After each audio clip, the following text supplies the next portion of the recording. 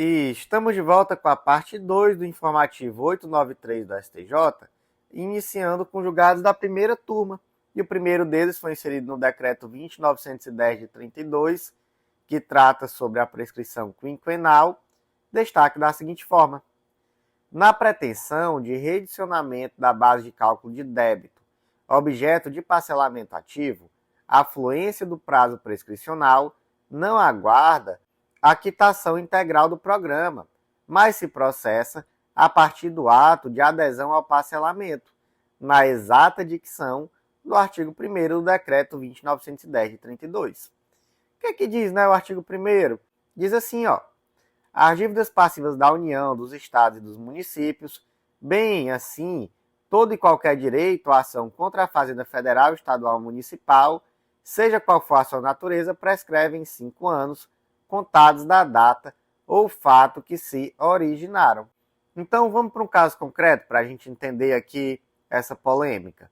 Imagina que a Clínica Vida Plena Limitada adere a um programa de parcelamento tributário federal para realizar um débito que ela tem de PIS e COFINS. Aí, no ato da adesão, ela confessa a dívida e passa a pagar as parcelas mensais. Alguns anos depois, enquanto o parcelamento ainda estava ativo, a empresa entende que a base de cálculo utilizada para apurar o débito estava superdimensionada, porque ali incluía alguns valores que em tese não deveriam. A empresa então ajuiza a ação para redimensionar o débito confessado e, por assim, reduzir o saldo do parcelamento.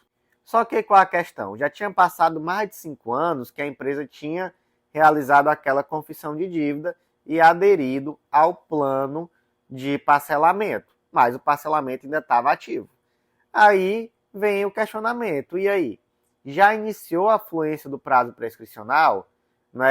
O prazo prescricional para questionar o valor da dívida. Iniciou quando? Iniciou lá no momento em que houve a confissão, ou, na verdade, só vai iniciar ainda quando houver a quitação desse débito, o fim do pagamento desse parcelamento? Gente, a resposta é que já iniciou lá atrás, no momento em que houve a confissão da dívida.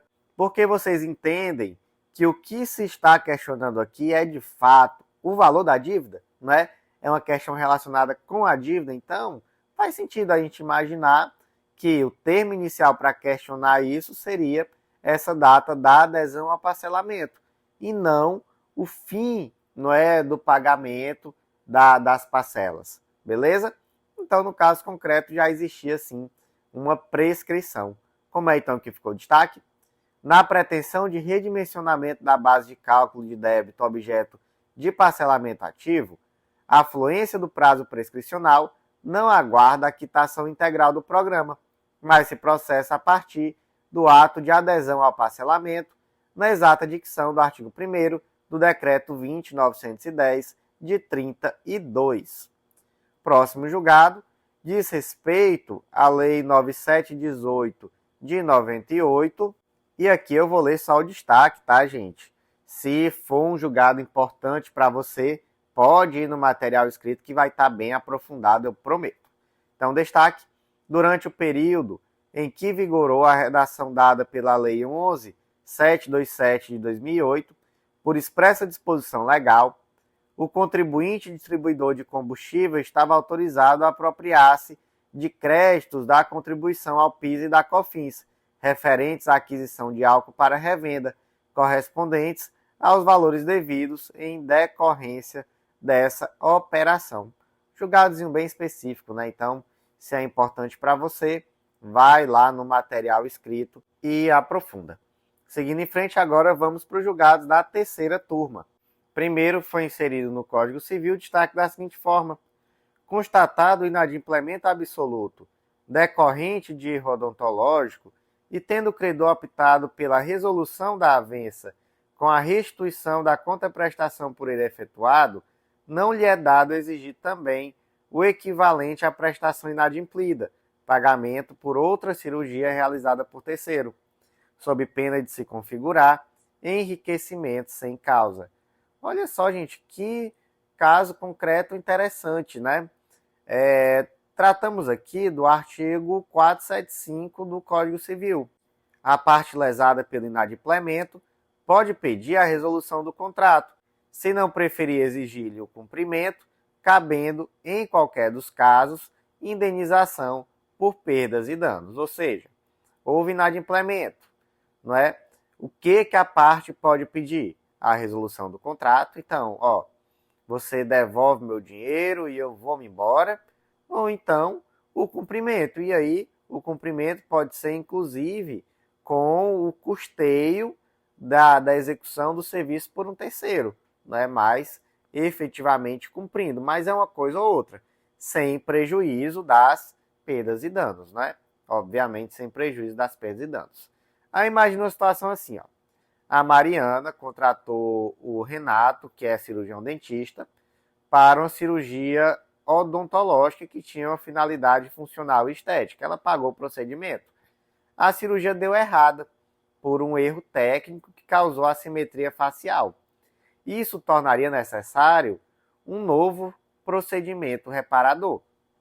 A Marina, ela ajuiza uma ação, pede de volta o valor integral que foi pago ao dentista e, além disso, pede o custeio de uma nova cirurgia a ser realizada por outro profissional, além de pedir também perdas e danos.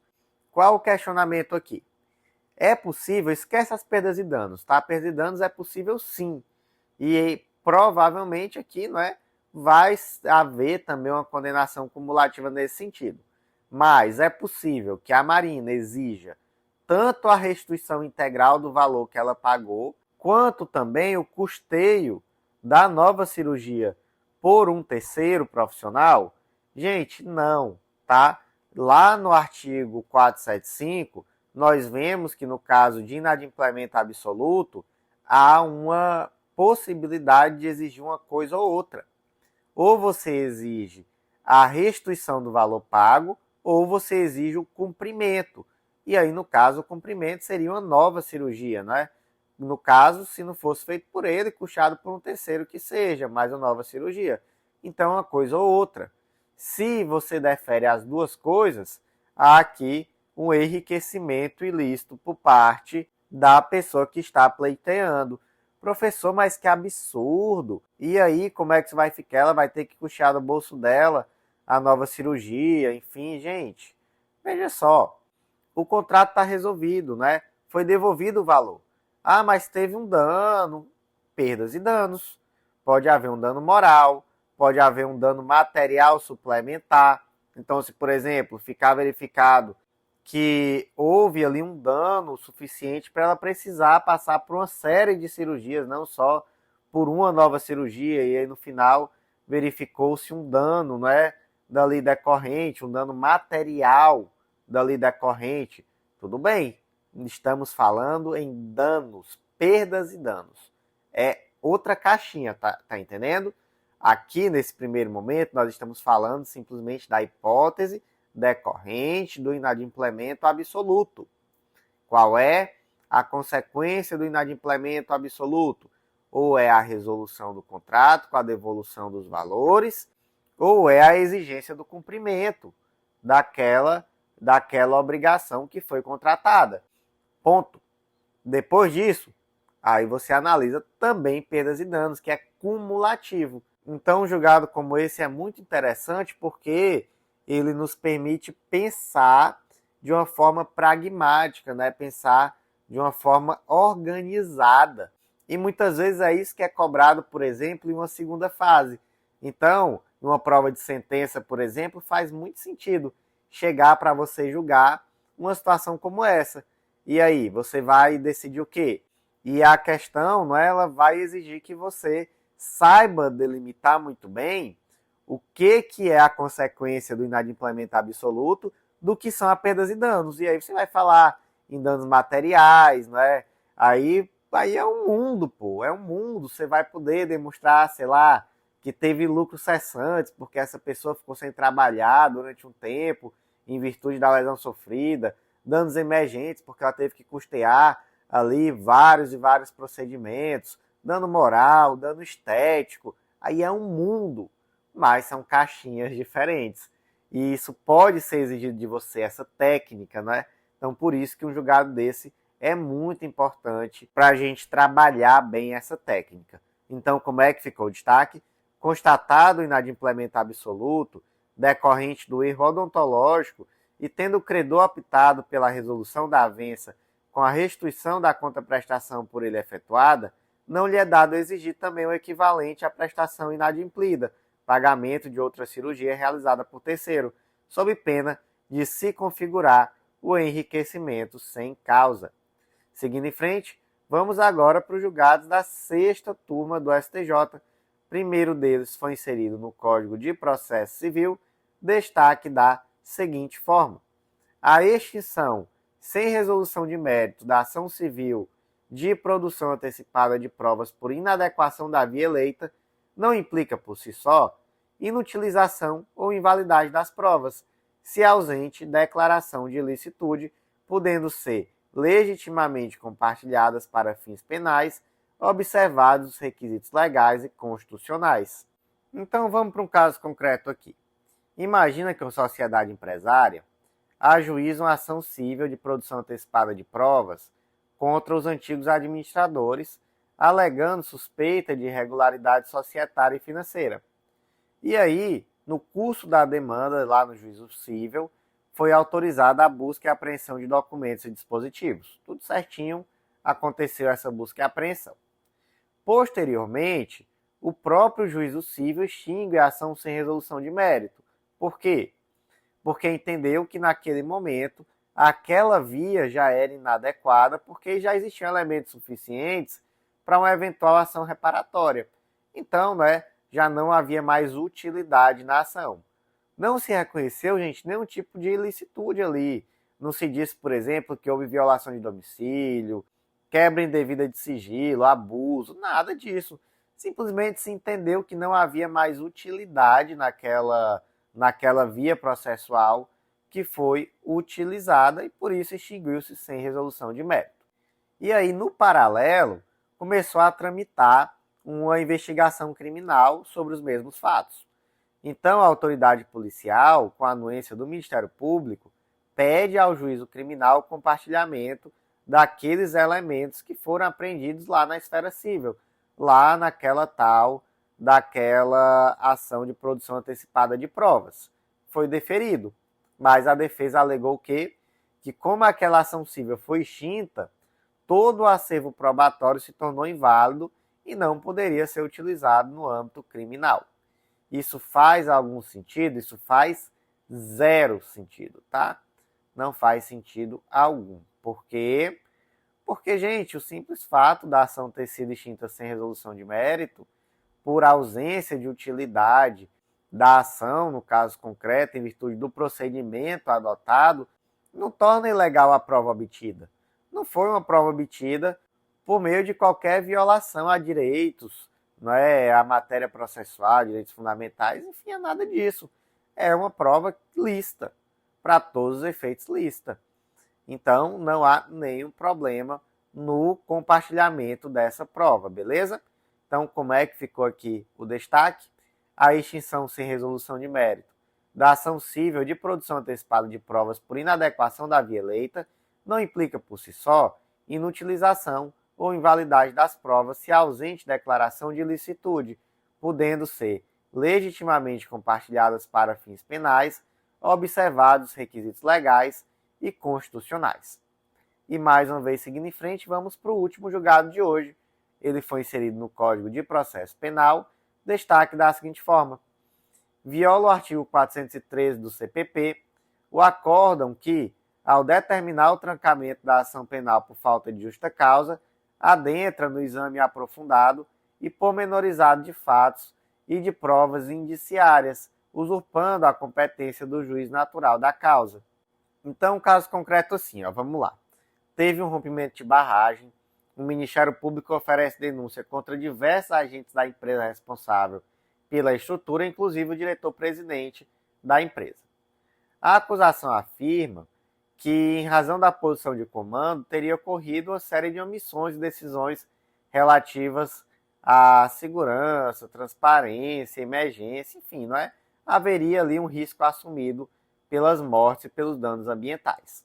A defesa, entretanto, impetra um habeas corpus e sustenta que não há justa causa, dizendo que esses documentos técnicos não demonstrariam ligação direta entre a conduta do diretor-presidente e o rompimento. E aí, a tese foi acolhida pelo TRF. O TRF trancou a ação penal. Mas, para isso, o que o TRF fez?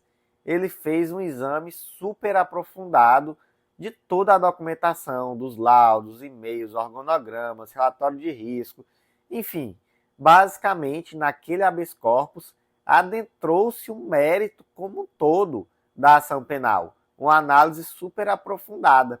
Aí vem a pergunta, isso é compatível com o habeas corpus? E especialmente com o habeas corpus que busca ali simplesmente sustentar uma ausência de justa causa para a ação penal? Não.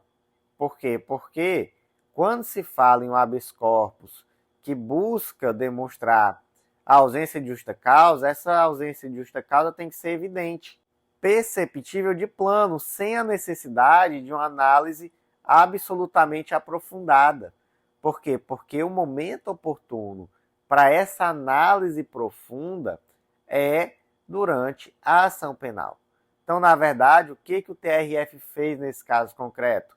Ela acabou substituindo o juiz natural, fazendo uma análise não de justa causa, mas uma análise propriamente do mérito da ação penal. E lembrando que, como se trata de um crime contra a vida, o que torna ainda mais complexo esse debate aqui, a competência para julgar o mérito propriamente dito seria do tribunal do júri, e não do juízo togado, não é isso?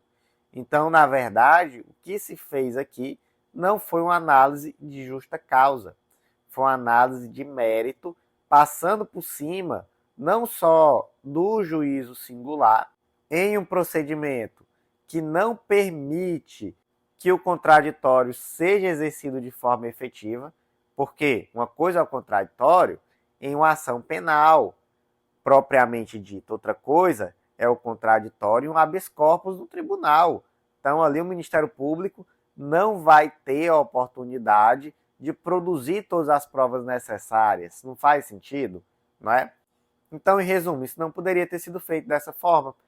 Não poderia haver um nível de aprofundamento tão exaustivo em sede de habeas corpus com a finalidade de justificar uma ausência de justa causa, mas, na verdade, tendo que fazer uma análise tão pormenorizada e tão aprofundada ao ponto de que seria realmente uma análise do mérito, beleza? Então, como é que ficou o destaque? Viola o artigo 413 do Código de Processo Penal, acordam que, ao determinar o trancamento da ação penal por falta de justa causa, adentra num exame aprofundado e pormenorizado de fatos e de provas indiciárias, usurpando a competência do juiz natural da causa. E, meus amigos, por hoje foi isso. Eu agradeço muito a você que ouviu até o final, então já deixa aquele like, compartilha com aquele amigo, naquele grupo de WhatsApp, na sua rede social preferida e deixa aquela avaliaçãozinha com 5 estrelas no Spotify, porque fortalece demais esse projeto e é um grande incentivo à sua continuidade. Então, por hoje foi isso. Eu agradeço muito a você que ouviu até o final e até a próxima.